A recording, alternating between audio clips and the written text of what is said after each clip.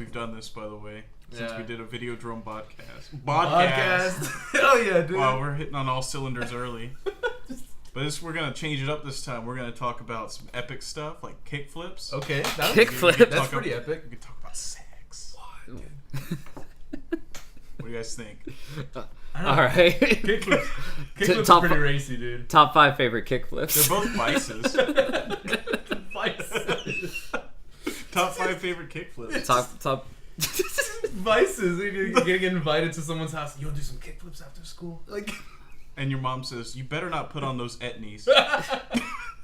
What is this, World Industries? Got fat laces, son? I remember those stupid ass shoes.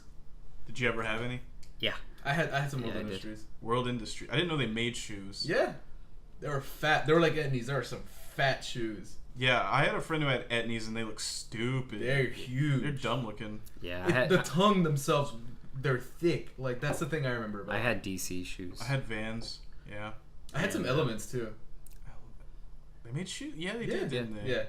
I have like a pair of like Nike skateboarding, like their version of the Air Force Ones.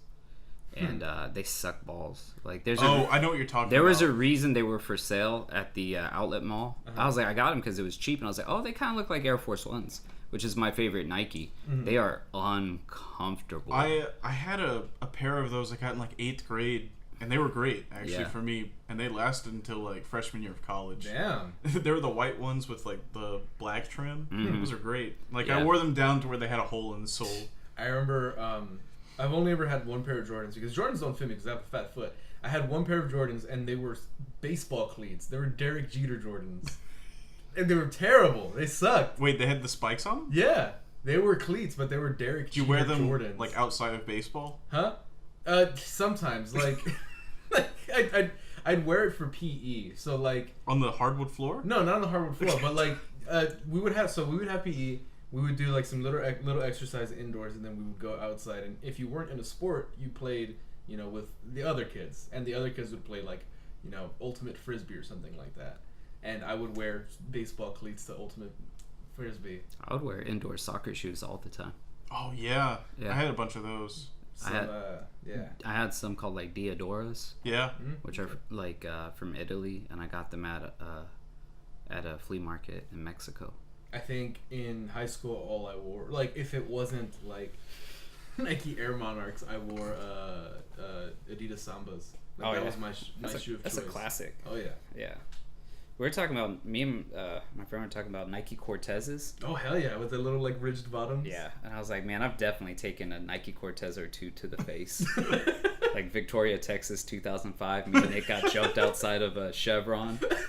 It's just like Nike Cortez here, Nike Cortez here. That's like part of the official uniform for like East LA, right? Allegedly, I ain't never been there. I just know that there are guys with them here, and they kicked me in the face. And it's like, So I heard you don't like the Raiders. Oh shit! Nice. Daniel spilt a beer. Fuck. Sorry, y'all. Hold on. Oh jeez. So kickflips? Could you ever do one? Could I ever do one? Only off the half pipe, bro. Really? Damn. No. Off the half What, you pipe? couldn't do one just rolling on? I said off a half pipe, Oh. but no. Off the half pipe into the mega ramp. Yeah. Benny Hanna 360. Damn. Yeah. Fakey. I think I don't know if I could ever do a kickflip. I could ollie. I could nollie. Okay. That's all I could do ever when I skated because for some reason I was goofy footed as they called it. Yep, But I'm same right here. foot. Yeah. Okay. Did your moms buy y'all a skateboard? Yep. She Yeah. bought me a mongoose skateboard at first, Those are the worst. and then Are those one of my Walmart neighbors- ones? Yeah. one of Yeah, my because neighbors- I only got a Walmart one, and that really stunted my social Yep. life for a bit. Yeah. And- My mom bought me a mongoose skateboard, the first skateboard I had, and then I bought another skateboard at a yard sale, and it had really good parts. Yeah. And that's the one that me and my brother shared. I don't remember what the first one I had was, but it was decent. And then I bought a cheap mongoose one at Walmart and was very let down. Yep. So like you push it 3 times and you go like 10 feet. Yep. But then I got special orders birdhouse. Hell yeah, dude. Tony Hawk himself on the board. Nice. Did you actually have him on the board? No, it was a birdhouse board with like a skeleton eagle on it. Nice. It was pretty rad. And I had the tech deck version of it too. Hell yeah. I was very proud. I think we had a board. We had an Enjoy board, and I know I remember I really wanted the ones with You the like the pandas panda? humping. The pandas humping. I really wanted that one, but my mom wouldn't let me get it for obvious reasons. But no, yeah, and I think eventually we went with a board that didn't have a bottom, but I think my brother scratched it up to make it look like we could grind. Oh, Yeah. Damn. He scratched up the bottom. that's like cool. And look at this used skateboard. I can't believe you did that. Put him on blast like that. It's Hey, horrible. We could pick skateboarding back up. I mean, No way. Skateboarding sucks. I think it's a little late. I used to rollerblade. That's the thing that skateboarders would make fun of. Yeah, inline skating is fun. I was gonna say, like, now I could never do it. it'd be it's like cool. I like it. it's like just like would be funner. I don't know. Like when I just remember trying to like ride my skateboard to the Bay Area, where there was plenty of concrete and just rolling through gravel. Like, oh, this obviously isn't working. Yeah. It's just picking it up and like then get to the concrete Skateboards area. are a terrible method of transportation. which is only like 50 by 30 feet, Yeah. and then just going from one side back to the other. You'd like hit a small rock and you hear. Yeah. Or like- fly off. And then my friends who could skateboard, they would just go from like the same 4 ledges Yeah. over and over and over. And I was like, this is the cornerstone on which they built their identity. Yeah. And it was like, What kind of music were they blasting? well, in junior high, so this is like 2003, like skateboarding was still like kind of associated with like punk rock, pop punk. Had a big main-stream explosion. So like Rancid sold a ton of records. So did Blink-182 and Sum 41 were on the radio. So everyone had started off with like spiky hair, and like hem bracelets and then some baggy light blue jeans. Yeah. And then but then that kind of passed on, and then my friends, like, they all listen to mostly rap music. Like all their dads like classic rock and stuff, so we all like that. And then there was like I said, like MXPX and Mustard Plug and like the more punk. You know what I always stuff think of from when I junior hear high, MXPX is that it might even be the same name. There's like a movie about a monkey that plays hockey. Most valuable primate. Oh, Most valuable primate. MVP, most valuable- MXPX. Yeah. Most extreme primate. It's MXP. Maybe it might be Hold MXP. on, let me find it. Oh man. It might be. What VHS was that commercial at the beginning of? Oh man. But nah, and then what? MXP, most extreme primate. Yes, I know. MXP. They got a 4.2 on IMDb, but it says according to Google users, 94% of people like this movie. Well, guys, I know what the first pick is of Oh. season 2. Okay. MXPX. MXPX. What are these names? Robbie Benson as Edward, Trevor Wright as Jay, Alexander Ludwig, Child, Oh. Child. Guilfred. MXPX is most extreme primate 10. If you Oh. think about it. Oh man. It's the 10th one in the series. Oh, it's an Air Bud movie. Yeah. It's like part of the Air Budiverse. Oh, what? Oh. Is that God. canon?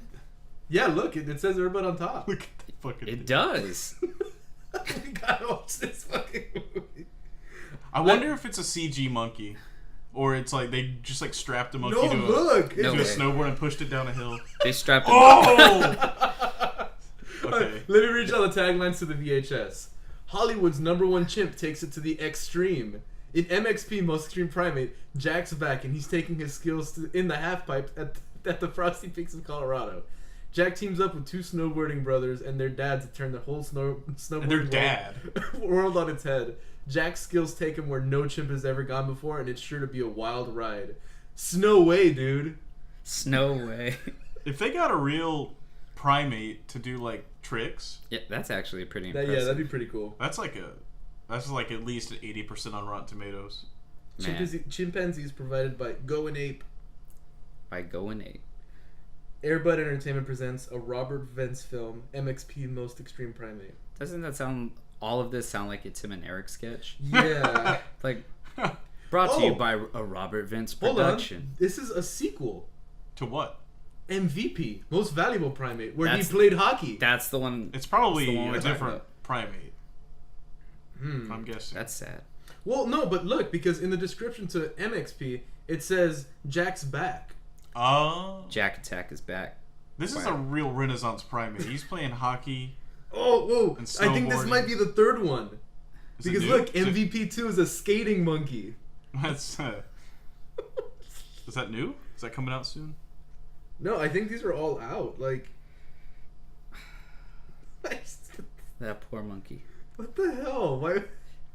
What was with Airbud movies? Like, why did people want to see a dog play basketball? I don't know. What's like the modern equivalent of something like that? Is there? Of an Airbud movie, just like a ridiculous like trend that we can recognize as it's going on. Because I feel like a lot of kids' movies are actually like right now they're Decent. like Well, quality, Yeah. And now they have like. and they're more like family movies than kids' Yeah. movies. Well, it's like the writers from the Lego movie started directing the new Star Wars movie before they got pulled from it. Oh yeah. So it's like kids' movies are serious stuff, you know, like Well, when, I mean, like, yeah. when you talk about Inside Out or Coco or and then there's that, and then like even the worst equivalent is like better than any. So like Airbud. yeah, I so think that's Spy just a Kids. bygone era. I think. Yeah. Yeah. Stuff like that. But I wonder what was the thing about it. Was it just that movies in general costed less, or there was less of an entry, I think entry cost for it? If I had to guess, it was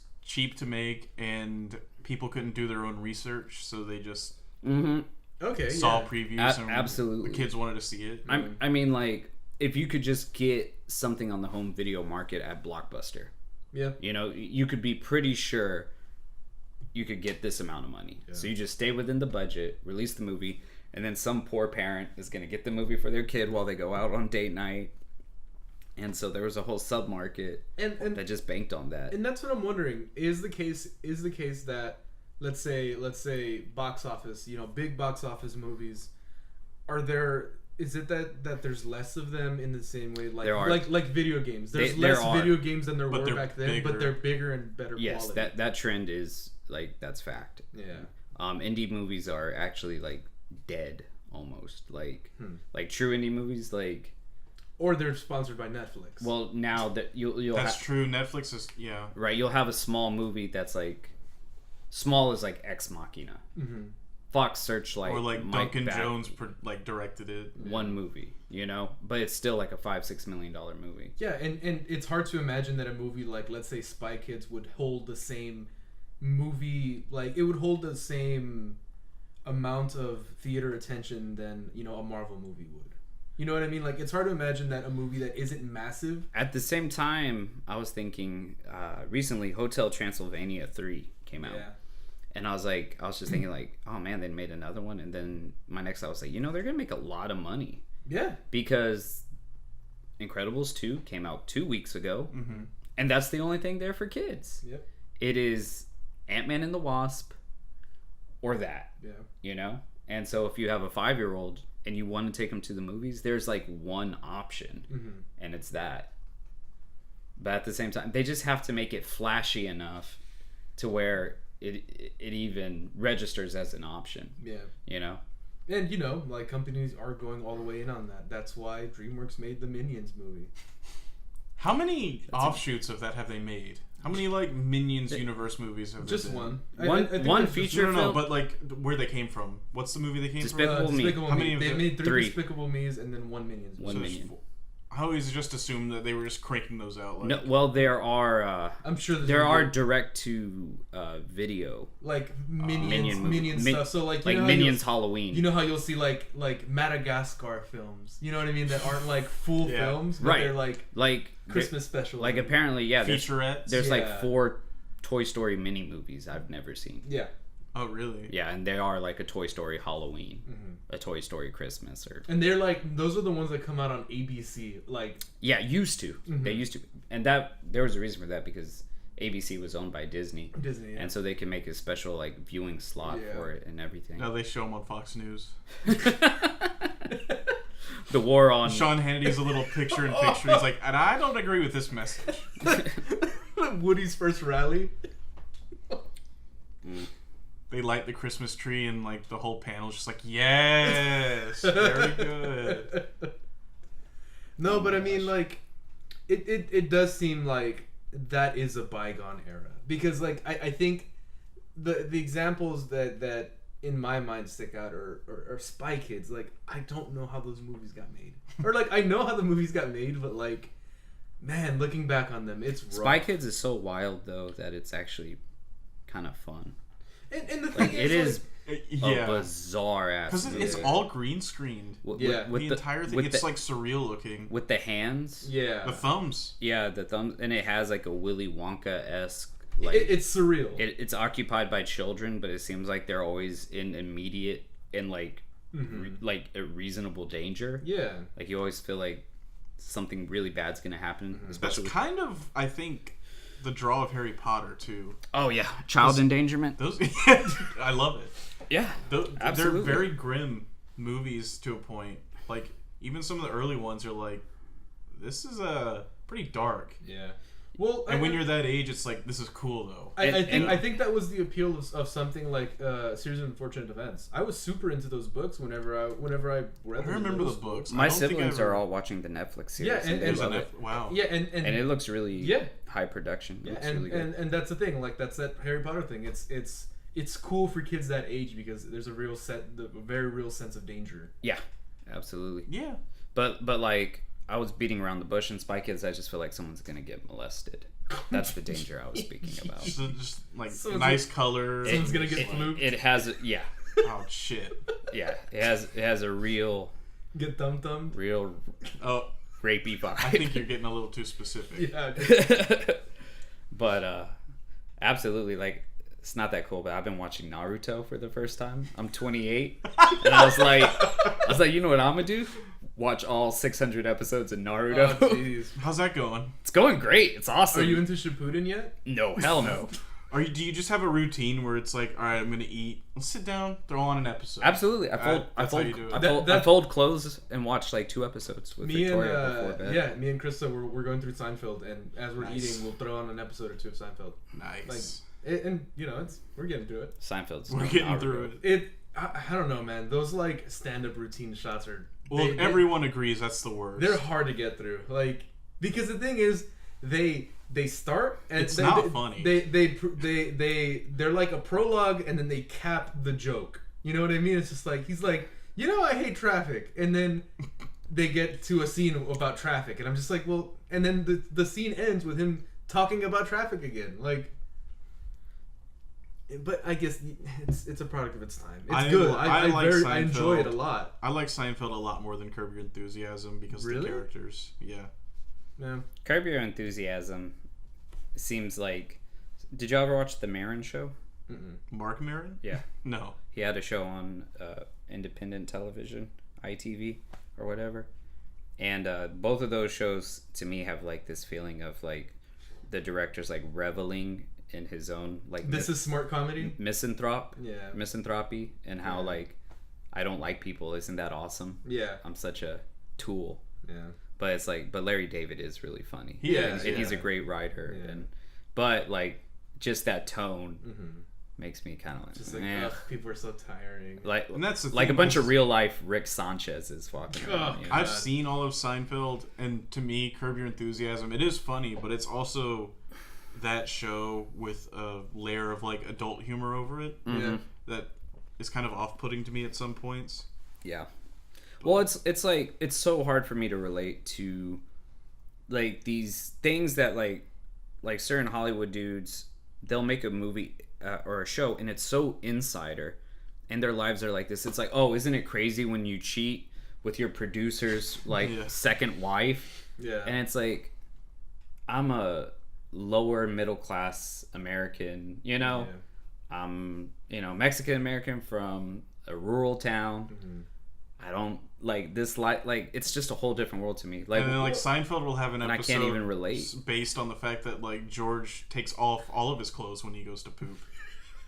No, I like that. See, like he comes out of the bathroom buttoning up his shirt and everyone's like, what? And he has to explain himself. No, and yeah, like, that's why family sitcoms are so they're so popular, because they're poignant. They're very relatable. And rightfully so. It just sucks that people don't do them right. Yeah. Because I don't know, like even Modern Family, like in the whole title of it, it's Modern Family. Is that a modern family?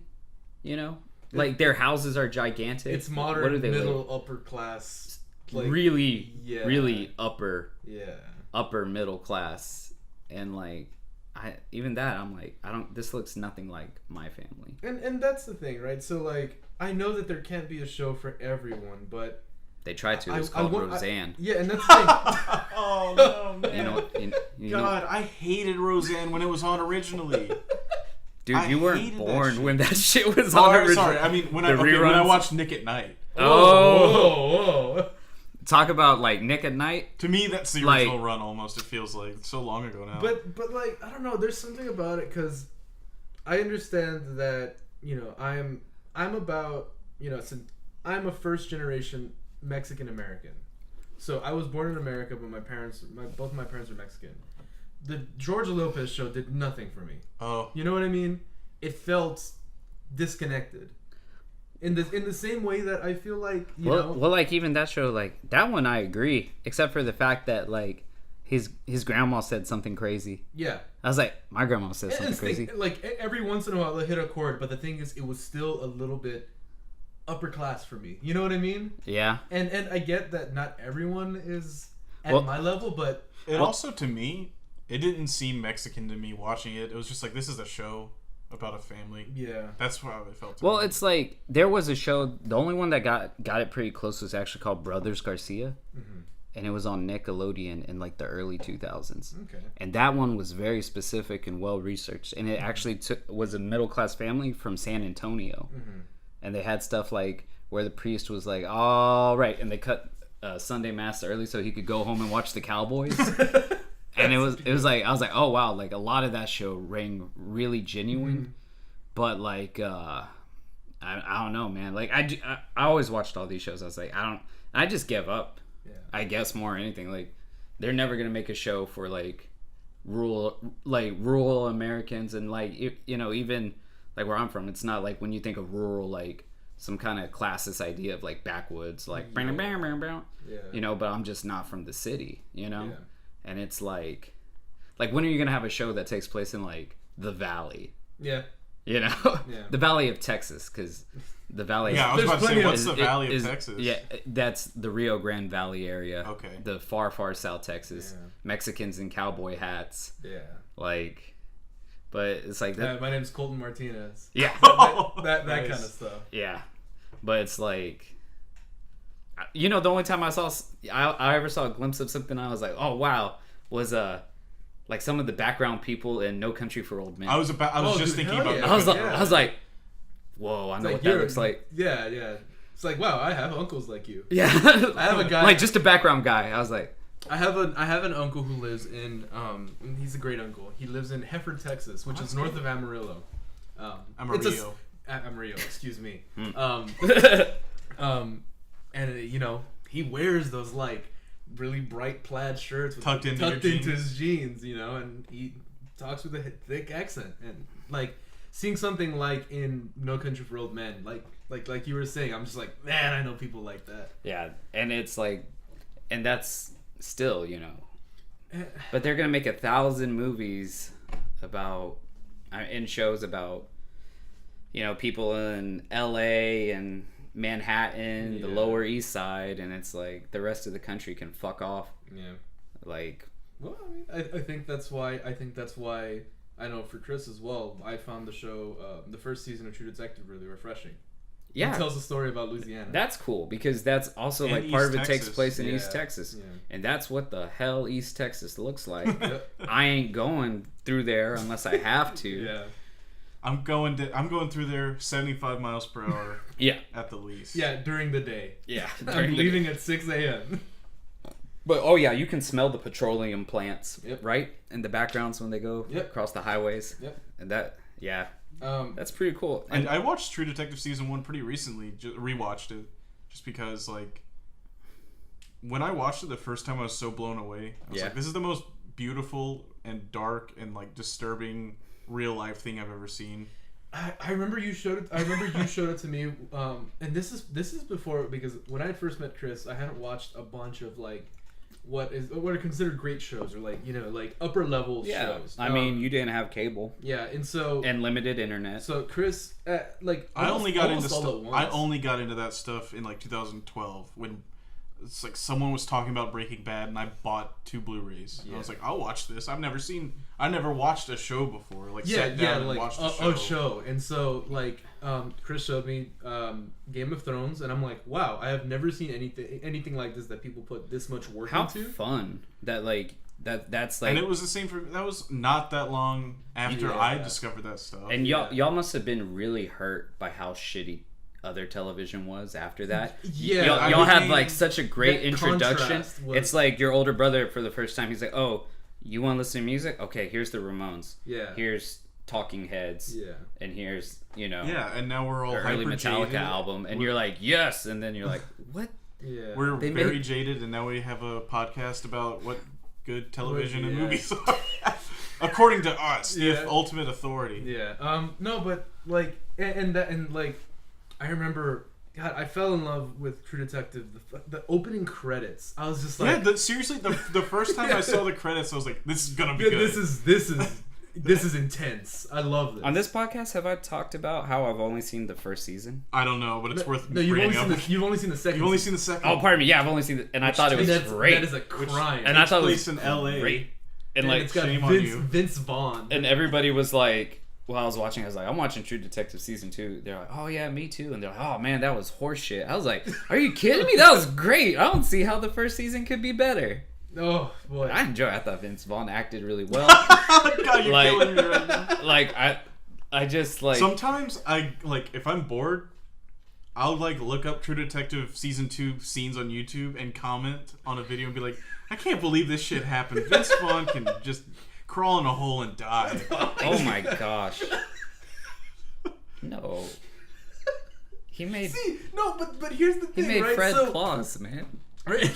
So here's the thing, right? So whenever they announced who the cast was going to be for the second season, I'm like, dude, Vince Vaughn, hell yeah, he sucks. I would love to see him good. You know what I mean? Well, Like, that's the thing. No, that's the thing, because that's fresh off the heels of the McConaughey's. Yeah, and that's so I was thinking maybe they can take him and mold him into mold him cool. into a great dramatic actor, and that's why I was excited about it. And then in his defense, the only thing I can think of that I thought was harebrained was the when he was interacting with people. I think he did really good. It was when he'd be like looking at like a stain, and he'd be like waxing poetic, and getting like really weird, right, and existential. Those parts were really goofy. Mm-hmm. I liked when he was a gangster though. Okay, I enjoyed that. That's quite a what bit. season 1 did so well. Is you really Matthew McConaughey's character. You really buy. Well, he's a weirdo, and oddball. The thing is, him and Woody Harrelson's character are partners, and Matthew McConaughey will say something insane like, I don't sleep, I only dream. And then Woody Harrelson will just look at him and be like, the fuck? Yeah, shut the fuck up. Those parts, I only saw the first episode, and there was one of those moments. But it's also like that all... He's like, you can keep your weird ass shit to yourself. But when he says things like that, it affords like some profoundness to it, you know? It's like you still think about that. Yeah. But, I don't know, like... Yeah. It was definitely a weird introduction, or not weird introduction. It was definitely really like dramatic introduction to what television. I feel like an accent good television is. You know what I mean? And or what television can be. Yeah. What serialized audiovisual storytelling can be. So, man, I probably didn't see like a really good thing myself because my mom had shows locked on my TV because we lived out in the boonies, so we had satellite, And my mom's a fucking Luddite, except for guess what? She figured out child locks in 1996. Nice. She can't figure out how to attach an image to her email, but she figured out child locks in 1996. And so it was like I didn't get to watch like a full TV show until they were doing reruns of Scrubs when I had almost graduated, and so that was cool. And then when I got to college, like not soon after, I started watching The Wire, and so that was my first big one. And I started watching Sopranos on Bravo. Yeah, Sopranos reruns. I watched The Wire and I finished it like a month before college started. I still haven't finished. Have you guys seen Oz? I have not. That shit is wild. Yeah, I've heard. It makes there's things in it that make like The Leftovers seem tame. I haven't seen that either. It's a wild show. Show recommendation. Sorry to like cut hard, but that's fine. I just finished a documentary series called The Staircase. I heard about that. I've been hearing about that a lot. Fantastic documentary. It's funny. My parents were talking about that the other day. I was talking to my mom on the phone, and she was like, "Yeah, we watched an episode of this, and then realized we saw this when it like was happening on Dateline." Yeah. It's just Arthur. like, nice. I'm just letting it all beer. in. Do you see how I just accepted it? Yeah. Just opened the beer and let it drip over myself instead of the rest of the chair. Yeah. I didn't want to move it, get it on the carpet. Nice. I said, I am the lamb. He said, I am the table. You are the table. I am the table.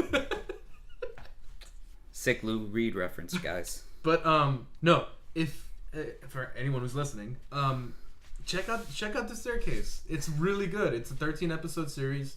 They just added some new episodes to Netflix because there have been developments. Because so the show is about a trial of Michael Peterson, or the trial of Michael Jordan Peterson. I know him. Well, it's the mail's rolling. Of a man named Michael Peterson who is being accused of murdering his wife by throwing her down and beating her at the bottom of a stairwell. And it's Jesus Christ. It's really good. And isn't it the big thing is like they had no evidence. The only thing they have is that his former wife had died. His former friend. Way. Yeah, a friend of his. He used to live in Germany like 20 years prior. Yeah. And she had died mysteriously at the bottom of the stair at the bottom of the stairs. And a lot of that is like legal. A lot of that is like the legal legitimacy of bringing in something from the past like that. Yeah. You know what I mean? It's just like, is it unfair to in a trial bring up a case that's already been closed? Because the German officials had said, hey, she had passed away from blood loss because she had fallen down the stairs, and there was no foul play that they had seen. And so a lot of that is like, is it fair to bring that up in a trial where it's going to taint the minds of What's the statute of limitations, basically? Yeah, and it's good. Okay. It's really stressful, but it's good. So the first thing that comes to my mind is, did they establish in the show that he has any history of violent behavior? Watch it. It's well, his profession. He's a fiction writer, and so did he write about someone who dies on a staircase in one of his novels? No, but he wrote about the thirst for blood. Ooh. That comes up later, but it's not admissible in court.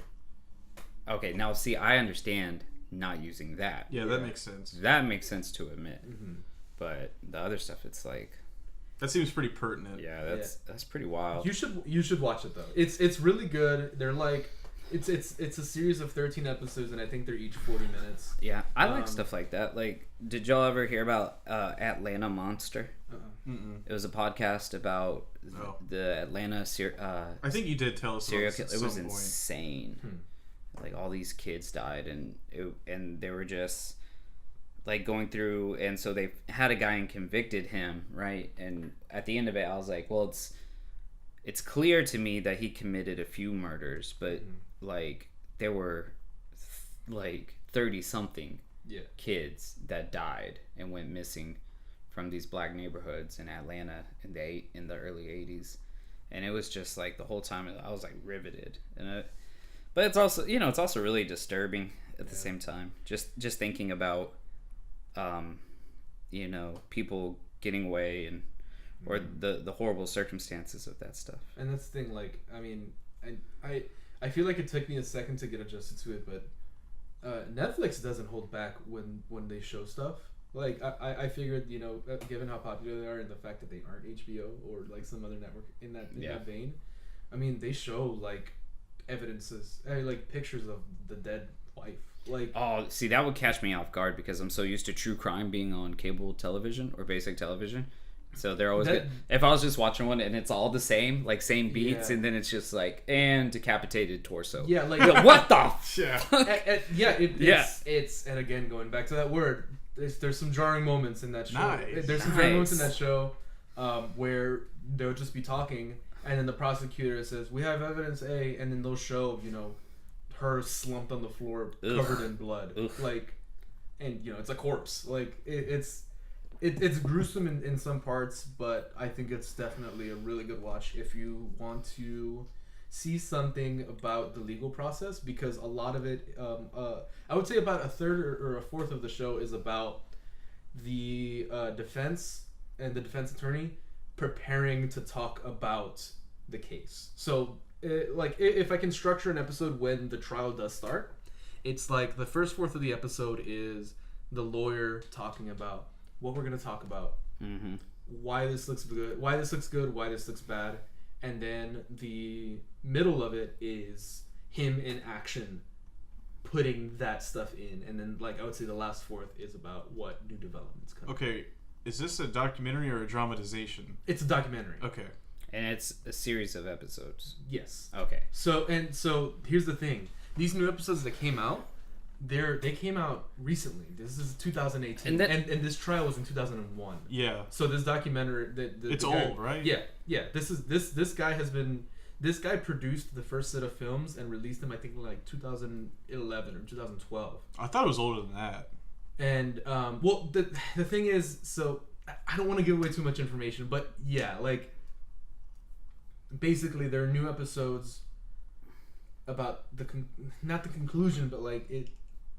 Watch it. The update. Yeah, it's an update. All right, so, but I heard a lot of people were butthurt about making a murder. Yeah. Because, like, they felt that the editing and the filmmakers told it a certain way that was and I can that definitely made things a lot more murkier. Yeah. Than what the reality, I guess, of what the prosecution had. What I'll say is there's definitely like some creative license. There's some, I think from the guy who made the documentary, there's definitely some bias towards Michael Peterson, like in his favor.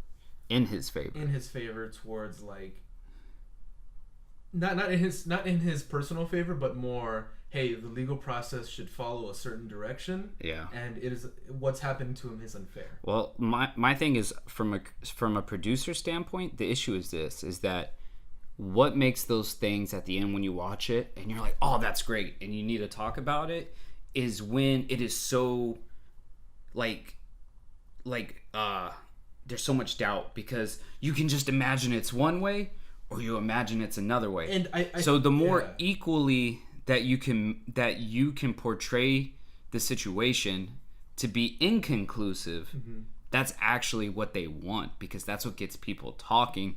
Is, I don't know, man, you can see it one way or you can see it the other, when in reality the evidence available, right, would more clearly points to one way instead of the other. And it's actually the producers that make them seem like they're on even playing fields. And I think towards some of the later episodes, when you actually start seeing some resolutions, I think that's when he really, like, does step away from it and go, well, what do you think?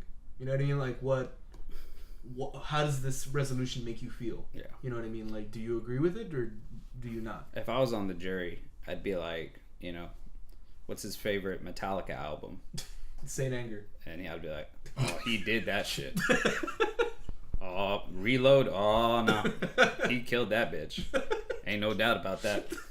Ride the Lightning? Nah, he's cool. It's a misunderstanding. Yeah, it's just a misunderstanding. And then for double overtime, we go into the favorite Prince albums. What if you said, I don't like Prince? Oh, more of a Michael Jackson. Or what if he said, like, I don't know, I never listened to him? Oof. What would you say? Mistrial. Okay, fair enough. And then Chris, what I would say. I'd never listen to What Prince. if he said his favorite Soprano season? And he said his favorite Soprano season is season 1. What would I say? What would you say? I would say, you got a real good eye for the 90s aesthetic. So I'm not so sure you did it. But you're a criminal. Well, it's like my thing. But you're a criminal and you should be buried underneath the jail. Jeez. But my thing with Sopranos, and like most series, is except for like The Wire, is that It gets better as it goes. yeah, you find yourself. You see all the great ideas, and they're untarnished in the first season. So that's what makes it great. Yeah. And, The first season of The Sopranos is it's filmed so strangely. Yeah. like It's all like there's like a really light fisheye effect, yeah, and it's all filmed from like Yeah. these low angles. Yeah. It's just like it's so weird. yeah. I love it though. But like I'm surprised at how the quality doesn't age very well for a lot of early Sopranos. Like if I catch an episode, it's like wow, we've come a long way. Yeah. But like the acting is all great. Mm-hmm. Like the stories are great, dialogue is great, action sequences are bad. Sometimes. Like the editing of sequencing is bad. So like person leaving, getting in car, like that kind of action, like even if it's mundane action, is filmed bad. Yeah. You know, but like even I guess regular composition stuff, like when Tony's like in the classic scenes when he's in the psychiatrist's office, like they look really good, but they also look like It's kind of bland. yeah, exactly. Whereas now it's like everybody has like a master's degree in cinematography. Yeah. Like watching YouTube videos The way like of small bands, like everybody's like like Yeah, that's quality we never saw before. it's I awesome. kind of find that with The Wire too. It's just kind of like Agreed. Yeah.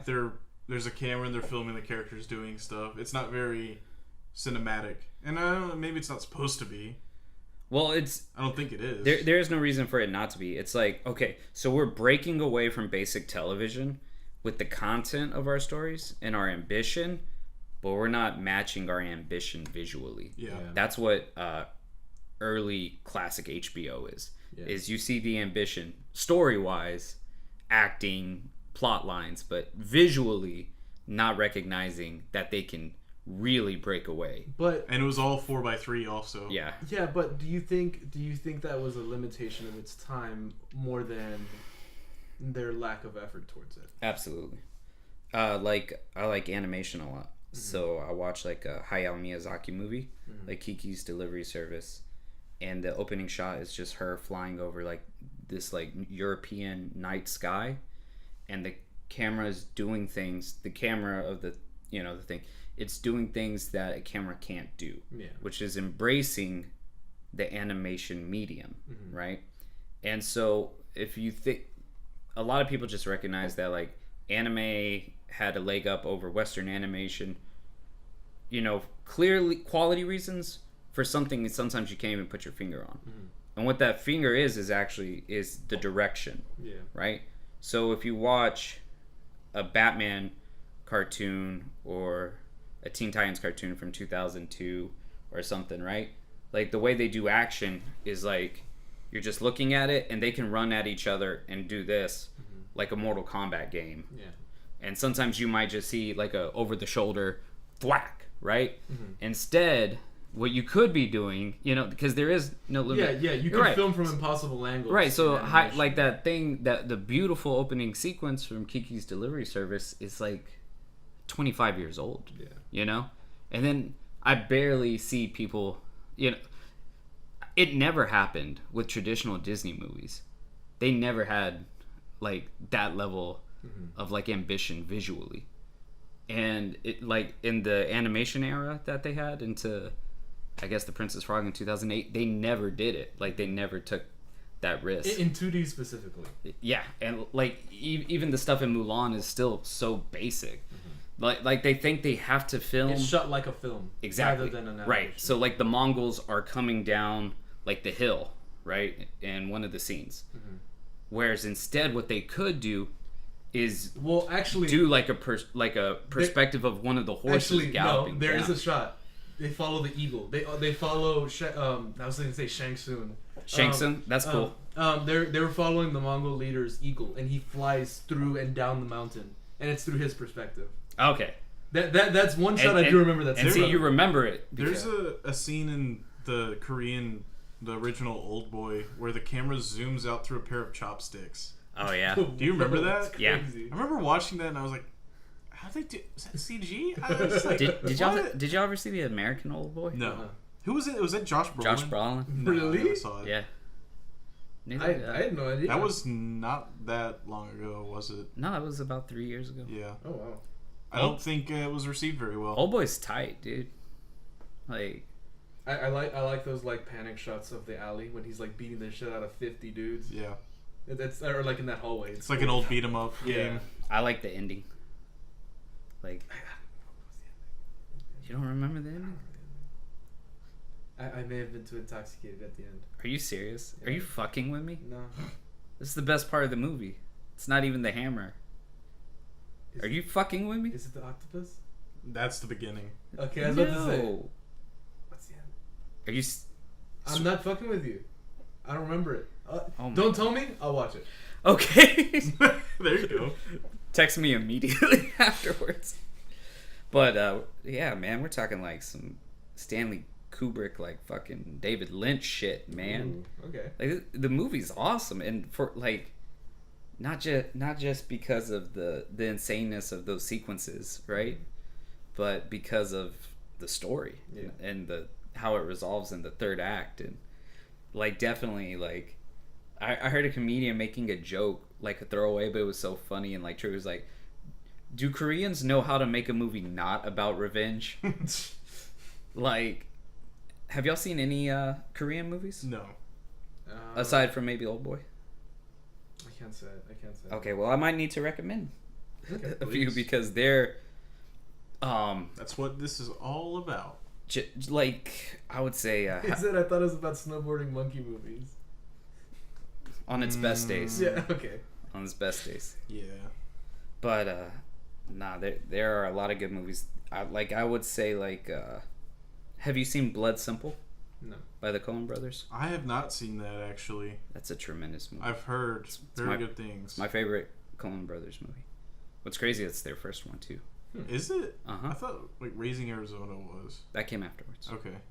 They said do one for us and one for them. And then one for us and then one for them. And it's like I haven't seen like the last 2 or 3 movies they put out, because they put out Inside Llewyn Davis and then they put out Hail Caesar. Hail Caesar. I haven't seen them either. I haven't seen Inside Llewyn Davis, and I won't because I don't care about folk singers in New York. And I do want to see Hail Caesar though, because I do like. That's a George Clooney movie. Yeah, because it takes place in like the Silver Age of Hollywood. Yeah. Or something, and that looks really entertaining. Did y'all ever see Barton Fink? No, I haven't actually. Oh, Miller's Crossing. I've seen that. Yeah, that one's cool. Have you seen Raising Arizona, Danny? Nope. Ah. I don't think I've seen very many. Nicolas Coen Cage, movies. man. Yeah, I don't think I've seen very many Coen Brothers movies. You've seen No Country for Old Men and Big Lebowski. Yeah. What else do you need to see? Who was There Will Be Blood? They did Fargo. That was PTA. That was PTA. PTA, baby. But nah, man. Yeah, you haven't seen Fargo either. Nope. Whoa. Yeah, I know. Whoa. Man, there's so many movies just for you, baby. Oh yeah, I'm for you. excited.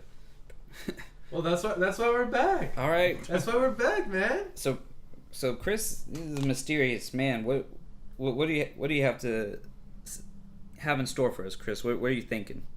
Well, I know you've seen it. Okay. I know you haven't seen Oh it. no. And I have seen it, but I want to have a discussion about it, so I'm going to make it the movie of the week, I guess. Okay. Blade Runner. Oh shit! Oh! Yeah, I haven't seen Blade Runner. I can't wait to see The Jared final Leto's cut. performance. Oh, what? Well, no. Oh man. The final cut. The final cut. Without the narration. Okay, so there's a difference. I have it. Okay. Mom, I'm totally stealing that. My mama called me the other day, and she said she was watching Blade Runner. And I said, "My mama," and she said, "Why is it gotta be so open-ended?" I guess she's like, I was like, "That's part of the fun of it, right, Mom?" She's like, "No, say what you're doing. Why are you at this restaurant?" I don't know. Like maybe he's there tailing, or he's good. No, just be explicit. She was like, I hate subtlety. She's like, subtlety is stupid. It's a waste of time. Yes, I'm very eager to discuss that one, and so I think we all need to watch it. Okay. Yeah. Excellent. I can get done on that. All right. Sweet, yeah. I don't know, maybe I'll pick it at some point, but I also watched Blue Velvet again. I have not. But you have not. It's been a year. I bought them both, so. Well, I know that the last movie that we talked about. What was the last? Part 8. Part 8. Oh, yeah. And That's I never watched it. I did. I mean, I saw it a long time ago. And I took pages and pages of notes. And I read the script, and I watched the Jeez, dude. the YouTube version that cut off the last 4 minutes. Yeah. So I don't know if what they filmed is the same ending as what's in the script. Huh. And I'm too cheap to buy it. I don't think you can buy it anywhere. I tried to find a copy of it, and they're all on eBay for like so much. Oh, Like, it's impossible to find. But Do you know if it's for sale on YouTube? I don't know. They have quite the list of movies. Let me take a look. See. I don't know. It's a very early Paul Thomas. It's his first movie. Yeah, as far as first movies. And it wasn't distributed, really. Yeah, it's on YouTube. It's $3. Really? Yeah. Oh. Crime, 1997. Before his commercial breakthrough with Boogie Nights, writer and director. It's so competently made, but it's so hard to explain to somebody why they would need to watch it. Mm-hmm. You have to be a certain like level of like noir fan. Okay. And a noir fan who doesn't just like the Maltese Falcon, the Third Man, but someone who even watches, out of like some of the lesser known ones, right? Like, or known to the genre. So it's like, but I watched it, and I don't know if we'll talk about it, but we can discuss it briefly if you want. Yeah, honestly, it's I been do. so long since I've seen it, and I never watched it for the podcast. I remember liking it, but not loving it. But I wanted to rewatch it again because I like. Now I've seen all of his other stuff. So why did you watch it though? Because if you watched it, because I saw Boogie Nights. You watched it so early, and then you found Hard 8 and you watched it. I watched Boogie Nights. I was like, okay, what else has he done? Because I never even heard of the movie until you told me. Like Right. my eyes only glanced over it on Wikipedia or IMDb, But I watched it, and I just got. To me, what's so impressive is that it's a really mature, mundane in a good way, crime story, right? With a human element. Mm-hmm. And the fact that he wrote it at so young of an age, that's to me the takeaway, like really impressive thing. Like that's something I would imagine a 52-year-old seasoned guy from, it's 1980 and he was alive in 1940s. And he might have seen some of this. Yeah, stuff. and he's sitting over his typewriter with a cigarette in his mouth, and what are those things? Oh, the suspenders. Suspenders, yeah. And just typing away on his typewriter. Like that's the kind of person I would imagine who wrote that movie. Not a young man beginning his career in the 90s. Super well made and well directed. Good performances.